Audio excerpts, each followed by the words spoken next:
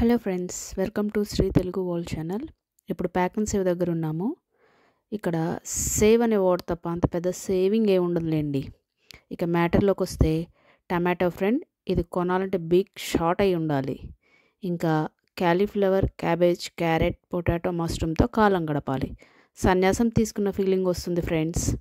ఇంకా కొనకుండా ఉండలేము, అలాగని తినకుండా ఉండలేము.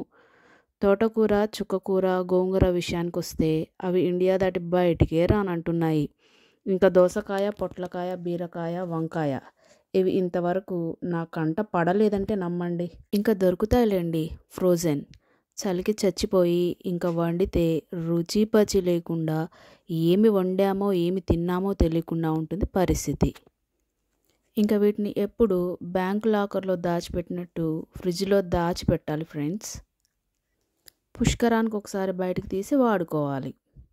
ఈ కూరగాయలన్నీ న్యూజిలాండ్లో ధర్నా చేస్తున్నట్టున్నాయి.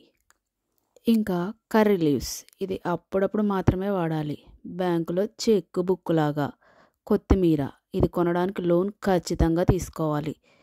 ఇది ఫ్రెండ్స్ మా వెజిటేబుల్ కష్టాలు. ప్లీజ్ సబ్స్క్రైబ్ చేసుకోరు. మరి ఉంటాను ఫ్రెండ్స్, బాయ్.